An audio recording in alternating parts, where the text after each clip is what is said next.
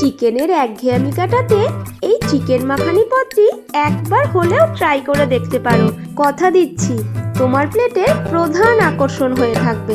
এই পদটি রুটি, লুচি, পরোটা, ফ্রাইড রাইস সবের সাথেই পরিবেশন করা যেতে পারে। চলো তাহলে এই ভিন্ন স্বাদের লোভনীয় পদের রেসিপিটি দেখে নেওয়া যাক।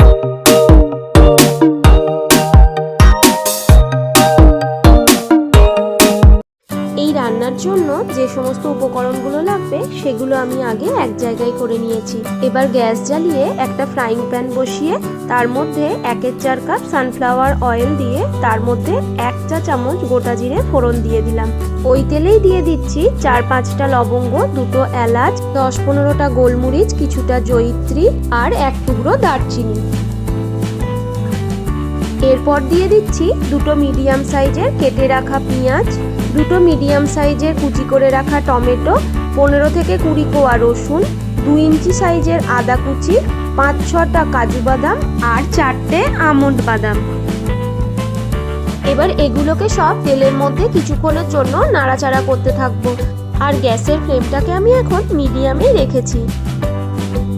প্রায় 5-7 মিনিট পর এগুলো দেখো অনেকটাই গলা গলা হয়ে গেছে। কাজু বাদাম, আমন্ড বাদামের কালারটাও চেঞ্জ হয়ে গেছে।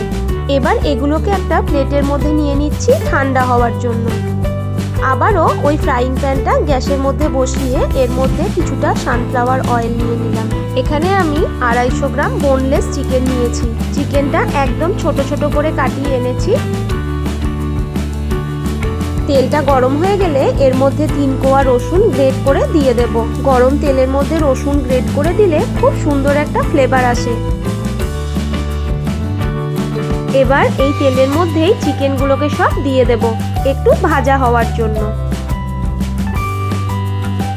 এর মধ্যে দিয়ে দিচ্ছি 1 চা চামচ পরিমাণ লবণ আর 1/2 চা চামচ পরিমাণ কাশ্মীরি লাল লঙ্কার গুঁড়ো। এবার এই সমস্ত উপকরণগুলো মাংসের সাথে মিশিয়ে মাংসটাকে তেলের মধ্যে ভেজে নিতে হবে। ফ্লেমটাকে এখনো মিডিয়ামেই রেখেছি। লাল লঙ্কার গুঁড়ো দেওয়ার জন্য চিকেনের কালারটাও কি সুন্দর এসছে দেখো। যে মশলাগুলোকে আমি ভেজে রেখেছিলাম সেগুলো এখন প্রায় ঠান্ডা হয়ে গেছে। এবার এগুলোকে পেস্ট করার জন্য একটা মিক্সিং জারে নিয়ে নিলাম। সামান্য একটু জল দিয়ে এগুলো একদম মিহি পেস্ট বানিয়ে নেব।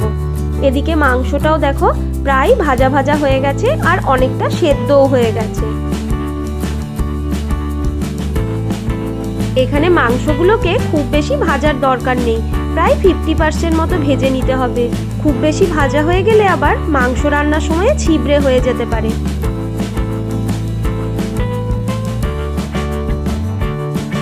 আবারও কিছুটা পরিমাণ সানফ্লাওয়ার অয়েল নিয়ে নিলাম। তেলটা গরম হয়ে গেলে 2টো মিডিয়াম সাইজের পেঁয়াজ একদম কুচি করে কেটে রেখেছিলাম সেগুলো এর মধ্যে দিয়ে দিলাম। এবার পেঁয়াজটাকে বাদামি বর্ণের করে এখানে ভেজে নিতে হবে।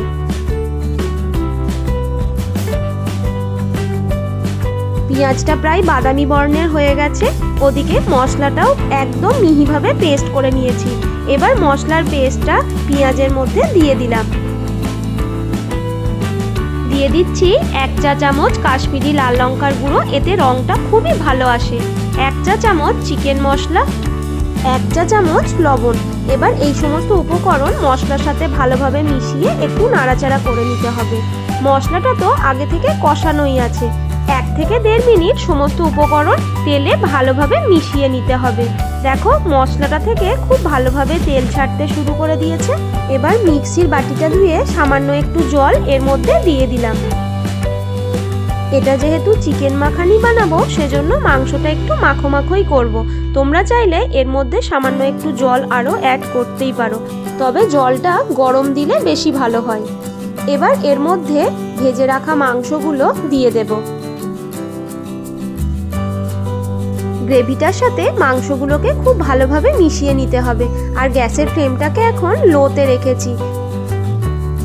মাংসটা গ্রেভির সাথে খুব ভালোভাবে মিশিয়ে নিয়েছি। দেখো খুব ভালোভাবে তেলও ছেড়ে দিয়েছে। এখন এর মধ্যে সামান্য একটু কেশরি মেথি দিয়ে দিলাম, সামান্য একটু ধনেপাতা কুচিও দিয়ে দিলাম। কেশরি মেথি আর ধনেপাতা কুচি দিলে এর টেস্ট আরও দ্বিগুণ হয়ে যায়। দিয়ে দিচ্ছি 1/2 চা চামচ পরিমাণ চিনি। এবার এই সমস্ত উপকরণ আরও একবার ভালোভাবে মিশিয়ে নিতে হবে। চিকেন মাখানি একদম তৈরি। এবার গ্যাসের ফ্লেমটাকে অফ করে উপরে সামান্য একটু বাটার দিয়ে দিলাম, আর দিয়ে দিচ্ছি সামান্য একটু ফ্রেশ ক্রিম। এতে দেখতেও ভালো লাগে, টেস্টটাও কিন্তু দুর্দান্ত হয়। দেখো দেখতে কতটা লোভনীয় হয়েছে। এবার এটাকে অন্য একটা বাটিতে তুলে নিচ্ছি। এই চিকেন মাখানি রেসিপিটি তোমাদের কেমন লাগলো অবশ্যই আমায় কমেন্ট করে জানিও। যদি ভালো লেগে থাকে একটা লাইক করে দিও, আর আমার চ্যানেলটাকে সাবস্ক্রাইব করে আমার পাশে থেকো। এখন এই গরম গরম চিকেন মাখানি লুচির সাথে পেটে যাওয়ার জন্য একদম রেডি। প্রত্যেককে শুভ ভোজন, টাটা।